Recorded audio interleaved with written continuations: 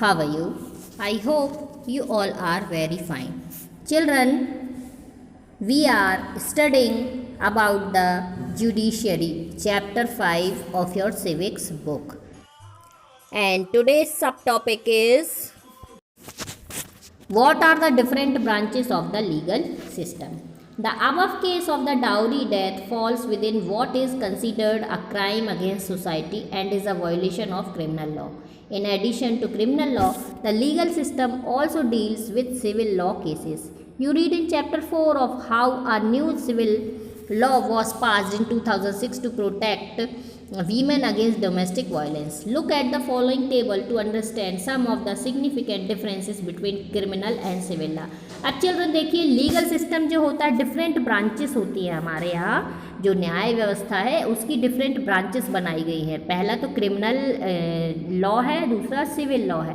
अब देखिए, हमने पिछले चैप्टर में पढ़ा कि जो डोमेस्टिक वायलेंस के अगेंस्ट में किस तरह से 2006 में सभी की मेहनत से कानून लाया गया और डोमेस्टिक वायलेंस को अपराध घोषित किया गया। और कोई भी जो है, जो सोसाइटी के अगेंस्ट में जो क्राइम होता है, यदि सोसाइटी के अगेंस्ट में जो क्राइम है वह क्रिमिनल लॉ के अंडर में आता है। सिविल लॉ और क्रिमिनल लॉ के बारे में बताया गया है, तो इस टेबल को ध्यान से पढ़ेंगे। क्रिमिनल लॉ में क्या होता है? डील्स विथ कंडक्ट और acts that the law defines as offence, for example theft, harassing a women to bring more dowry और मर्डर। अब देखिए, इसमें क्या होता है, चाहे किसी वीमेन से डाउरी मांगी जा रही है, मर्डर किया जा रहा हो, या फिर किसी भी व्यक्ति का हरासमेंट किया जा रहा हो, हत्या की जा रही हो, तो ये सारी जो चीज़ें वो क्रिमिनल लॉ के अंडर में आएंगी। ओके, तो यहाँ पर दिया गया है criminal law and civil law. तो यहाँ पर फर्स्ट में दिया है क्रिमिनल लॉ के अंडर में कौन कौन सी चीज़ें आएंगी, पहले उनको देख लेते हैं। डील्स विद कंडक्ट और acts that the law defines as offence, for example theft, harassing a woman to bring more dowry or murder. It usually begins with the logging of an first information report (FIR) with the police, who investigate the crime, after which a case is filed in the court, and then if found guilty the accused can be sent to jail and also fined. अब देख रहे, criminal law में यदि किसी के साथ कुछ भी मर्डर किया जा रहा है, किसी की हत्या की जा रही है, किसी को हार्म पहुंचाया जा रहा है, या किसी वीमेन की हत्या की जा रही है, डाउरी मांगी जा रही है, तो ये सारी क्रिमिनल लॉ के अंदर में आते हैं।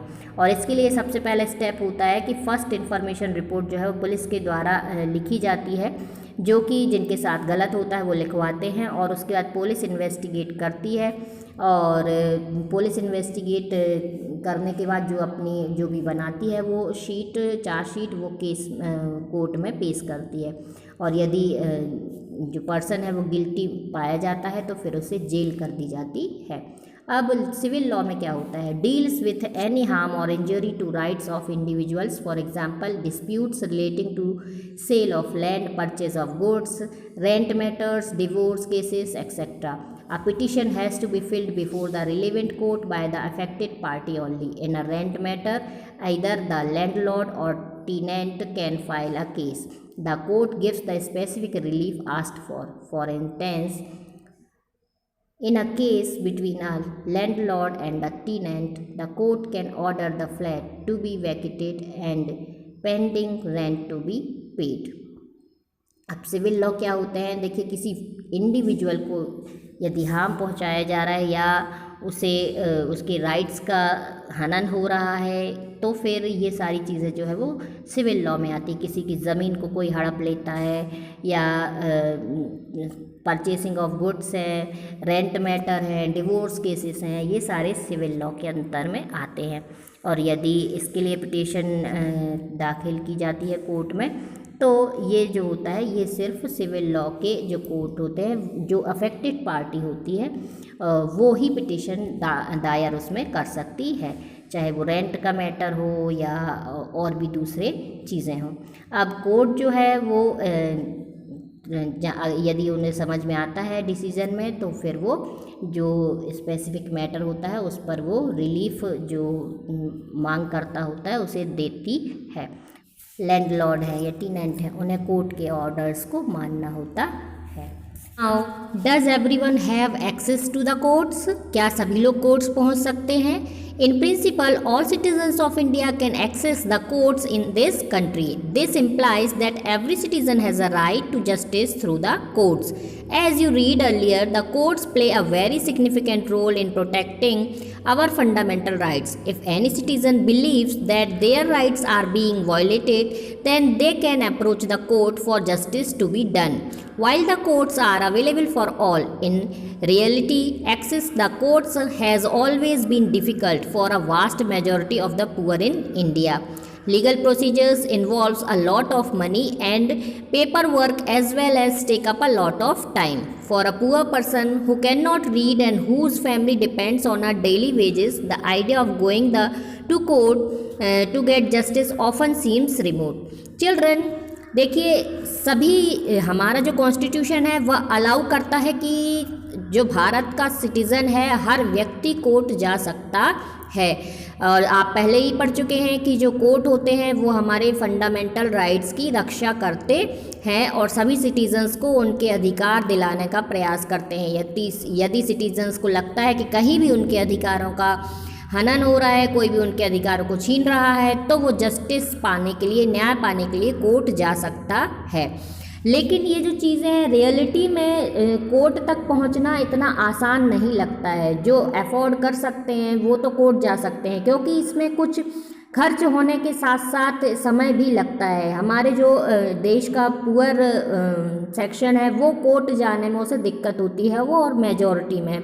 उसका कारण ये है, पहली बात तो ये कि बहुत ज़्यादा पैसा खर्च होता है, दूसरा पेपर वर्क में बहुत ज़्यादा टाइम लगता है। जो डेली वेजेस वाले लेबर्स हैं या और भी जो लोग हैं वो यदि कोर्ट कचहरी के चक्कर में पड़ जाएं तो फिर वो कमाने खाने से वंचित रह जाएंगे।